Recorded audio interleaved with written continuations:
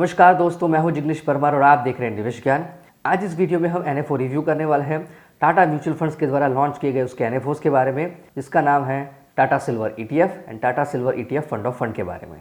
तो जो ईटीएफ प्रकार की स्कीम है वो एक open ended exchange traded fund प्रकार की स्कीम है जो कि रेप्लिकेट या तो फिर ट्रैक करने वाली है डोमेस्टिक प्राइस ऑफ सिल्वर को। और जो फंड ऑफ फंड प्रकार की स्कीम है ये है एक फंड ऑफ फंड प्रकार की स्कीम और वो इन्वेस्टमेंट करेगी टाटा सिल्वर ईटीएफ फंड में। तो ईटीएफ प्रकार के फंड की एनएफओ डेट्स है 2 जनवरी 2024 से लेके 9 जनवरी 2024 तक और फंड ऑफ फंड की एनएफओ डेट्स है 2 जनवरी 2024 से 16 जनवरी 2024 तक। और ईटीएफ स्कीम कंटिन्यूस परचेज के लिए रीओपन होगी 17 जनवरी 2024 को और fund of fund continuous purchase के लिए रीओपन होगी 21 जनवरी 2024 को। तो इस एनएफओ रिव्यू की जानकारी अच्छे से समझने के लिए इस वीडियो को अंत तक देखें। अगर चैनल को सब्सक्राइब नहीं किया है तो चैनल को सब्सक्राइब करें।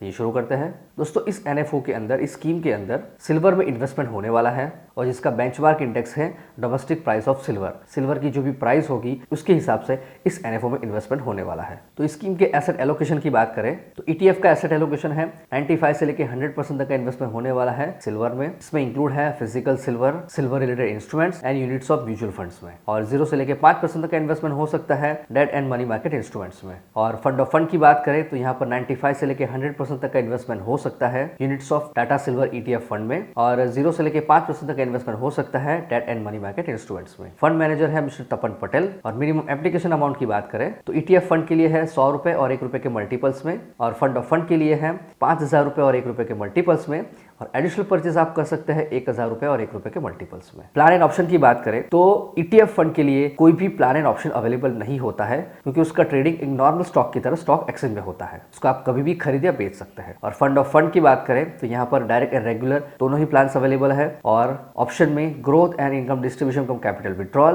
पे आउट एंड री इन्वेस्टमेंट सभी plan and option fund of fund scheme के लिए अवेलेबल है। लोड स्ट्रक्चर की बात करें तो एंट्री लोड एप्लीकेबल नहीं है और ईटीएफ फंड में भी एग्जिट लोड एप्लीकेबल नहीं है।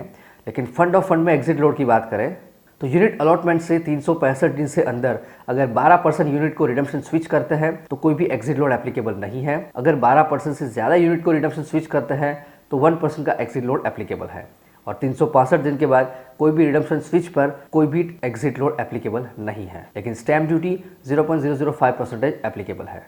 एक्सपेंस रेशो की बात करें तो ETF end fund of fund दोनों ही प्रकार की स्कीम के लिए एक्सपेंस रेशो रहेगा 1%। स्कीम का रिस्क है हाई, मतलब कि ये स्कीम कम से कम 3 साल के इन्वेस्टमेंट पीरियड के लिए सूटेबल है और इस स्कीम में कोई भी लॉक इन पीरियड एप्लीकेबल नहीं है। अगर आप इस एनएफओ में इन्वेस्टमेंट करना चाहते हैं तो ईटीएफ फंड के लिए आपके पास डीमेट अकाउंट होना जरूरी है। डीमेट अकाउंट के जरिए आप ईटीएफ फंड में इन्वेस्टमेंट कर सकते हैं और फंड ऑफ फंड प्रकार की स्कीम में इन्वेस्टमेंट करने के लिए इस एएमसी की वेबसाइट और एप्लीकेशन के जरिए आप डायरेक्ट वायर में इन्वेस्टमेंट कर सकते हैं या तो फिर कोई भी AMFI certified mutual fund distributor की हेल्प से आप रेगुलर प्लान में इस एनएफओ में इन्वेस्टमेंट कर सकते हैं। तो दोस्तों ये थी जानकारी NFO review Tata silver ETF and Tata silver ETF fund of fund के बारे में। अगर आपको ये वीडियो पसंद आया इसे लाइक करें, कमेंट करें, शेयर करें। अभी तक चैनल को सब्सक्राइब नहीं किया है तो जल्द से चैनल को सब्सक्राइब करें।